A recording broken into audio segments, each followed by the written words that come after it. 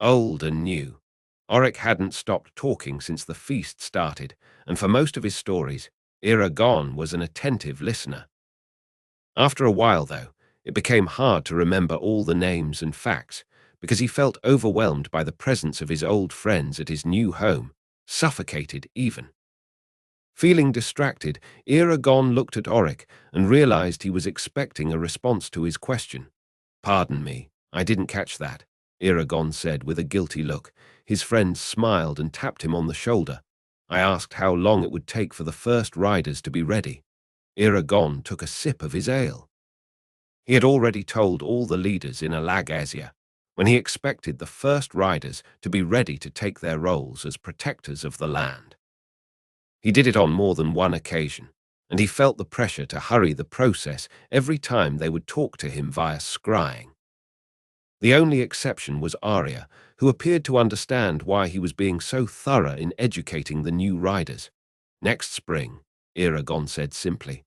"Oh, right, I remember you saying something about that. It's a good thing. People in Alagasia are starting to think they are a myth, you know. After 8 years since the first egg has hatched for one of us." Eragon remembered his time in Carver Hall, when Brom used to tell the stories about dragons and their riders, men and women who protected and served with great courage and wisdom. The villagers, born after the fall of the last riders, thought of those stories to be an exaggeration of what was the time of the riders. He thought Brom was exaggerating in benefit of storytelling, so the audience was moved by his words. Eragon later found out that to be a rider, one should be at least courageous and wise. The reality was even greater than the stories, but harder as well. He sighed. "I know. But I couldn't rush the process. If there is one person in this world that knows the consequences of a rushed education, this person is me. I didn't want to do the same to any of them, or even to the people of Alagasia. They all deserve the best riders. You all do. Consequences. Killing Galbatorix and freeing the land from tyranny sound like an outstanding outcome from your rushed education." Eragon chose not to discuss his merit in the case, so he just took the tacit compliment. "True, but they were the results of a desperate effort. We are in times of peace, so they have time to better themselves without the constant fear of failing miserably and leading thousands of people to their death or enslavement. As you can see, I had a lot of incentive to do well." He grinned at his obscure joke. Oric didn't find it as amusing as his friend did, but refrained from commenting. They both took their cups to their lips, and Eragon enjoyed the small period of quietness. The silence was only between the two of them, because the whole room resonated with the loud voices coming from the 6 big, long tables set in the common dining area. There, the residents of Mount Anga feasted alongside the competitors, soldiers, and the servants of the monarchs coming from Serda, the Brodring Kingdom, Du Weldenvarden, and the Bayer Mountains. Mostly the different races stayed among themselves, especially the elves and the Urgles. Humans and dwarves were the most prone to mingle, but only a small portion of them did. Eragon did not consider this separation as a failure in trying to install peace between them all, but only a natural course of social dynamics. In the beginning, he would lose sleep wondering what else he could do to make the races come together, but with time he noted that the races did not have to mix if it weren't their volition. They had only to respect each other and cooperate. Later, even Eragon came to one conclusion that changed the game completely for him. He discovered the one reason why all those people would do exactly what he expected. They all had one factor in common, one thing that made them a cohesive unit: the trust in Eragon. He was the reason people would work alongside individuals so different from them, even when conflicts were inevitable. Urgles and dwarves would look down on each other, but with the same intensity would apply themselves to a task demanded by Eragon, because they believed he knew what was best, because they trusted him, because they even loved him. Eragon kept that realization for the days he felt most alone. A memory of 9 years prior came to his mind as his eyes landed on the elves who had come to Anga with him a decade earlier. They were the most loyal to him, the first ones to call him master, even all of them being several years older than the rider. In his memory, he recalled feeling especially lonely on the last day of that year's winter. They had worked non-stop for almost 2 years, they had lost and gained friends, they had cried and laughed. And through all of that, Saphira was still his only comfort, for the love and trust he would discover coming from his people were still clouded by his busy and young eyes. He woke up that morning, feeling the last cool winds penetrate the eyrie. He looked at Saphira and saw her fast asleep and felt a bit of heartache. If he were still a farmer in Palancar Valley, without Saphira ever hatching for him, his uncle Garrow would give him a few coins, dismiss him from working that day, and send him to Carver Hall to celebrate his 19th birthday along with his cousin Roran. They would certainly spend the day listening to Brom's stories and songs and drink until late at night at the local tavern. He used to enjoy his birthdays, waiting anxiously for the last day of winter. However, the only one who knew about it was leagues and leagues away, and he felt lonely. Without waking up his partner, he got ready for the day and left for the kitchens, where he prepared his breakfast and ate standing by the fire. The cooks didn't mind. They were used to his behavior and appreciated his presence there.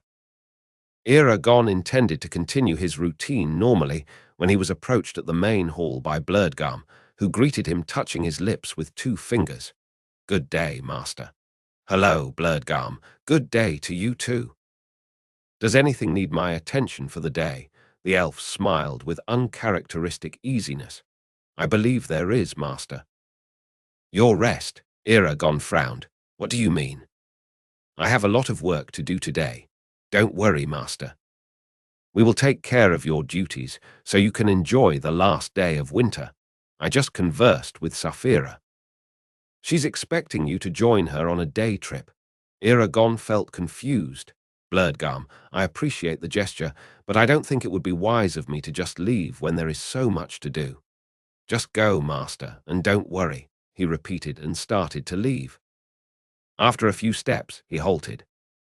"And happy birthday, Eragon Shadeslayer. I hope it's just one of many more to come. It is an honor to be part of your history." The elf's words touched Eragon, and he felt his eyes sting. He remembered his birthday. Saphira must have told him, but still, it brought a warm feeling to his heart. "Thank you, Blurdgum. The honor is all mine." Eragon bowed his head to the other and watched the gentle smile emerge from his dark fur again. Maybe he wasn't as lonely as he thought he was.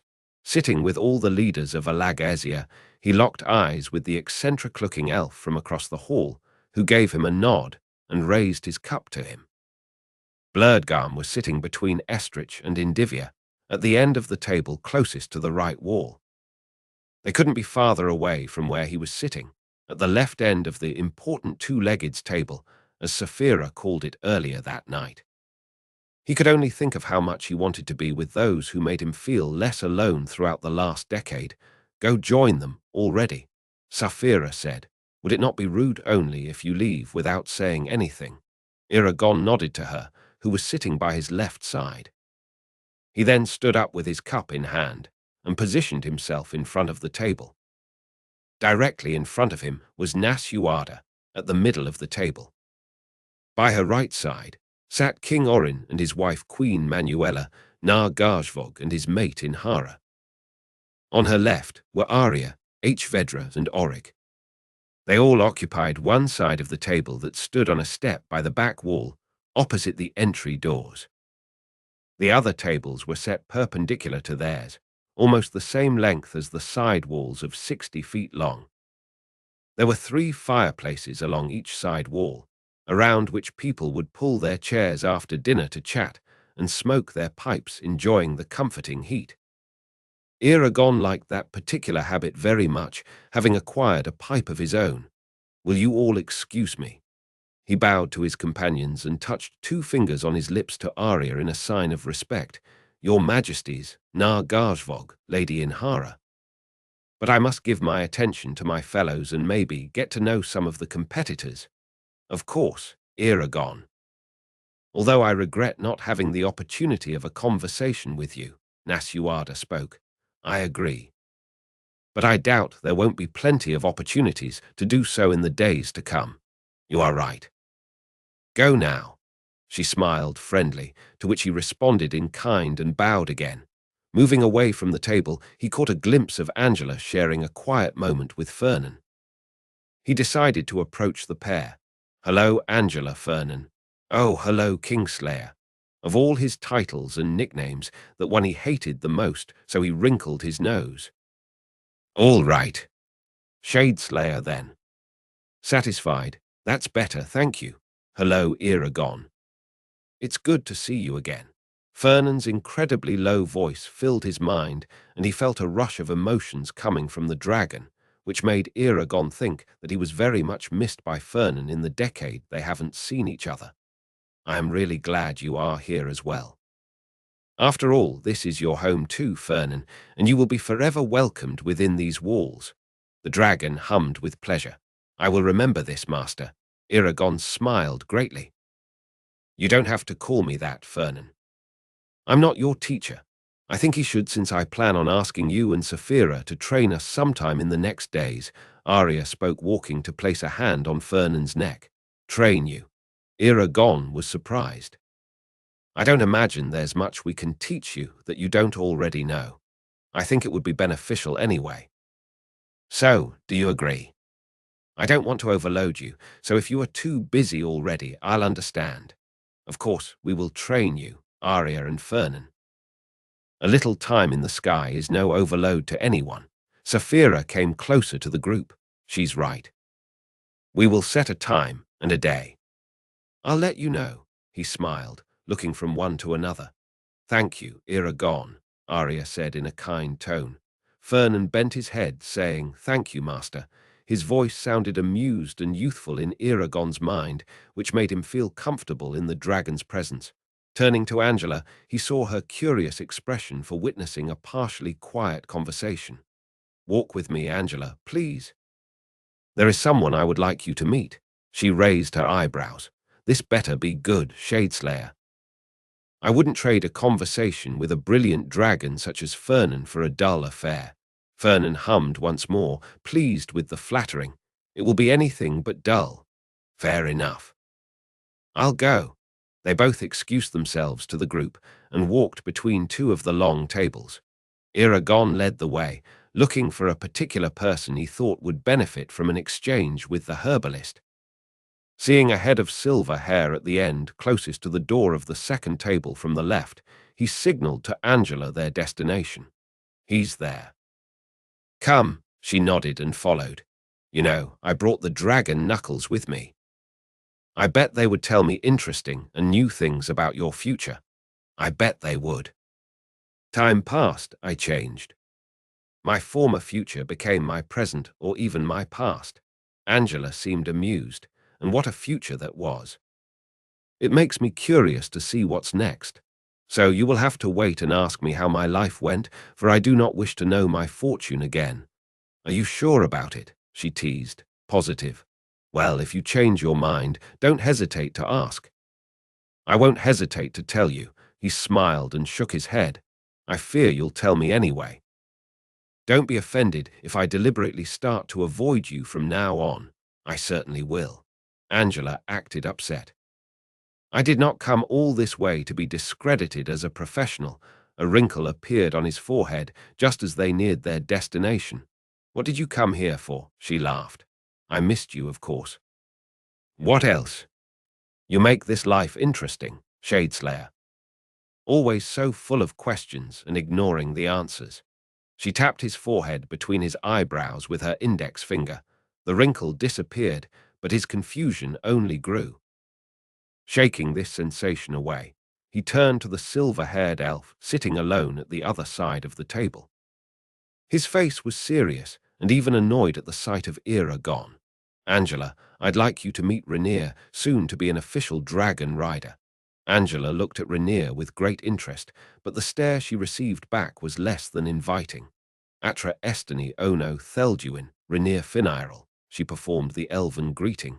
it was clear to Eragon that Rainier had to gather all his politeness to respond to Angela despite his annoyance.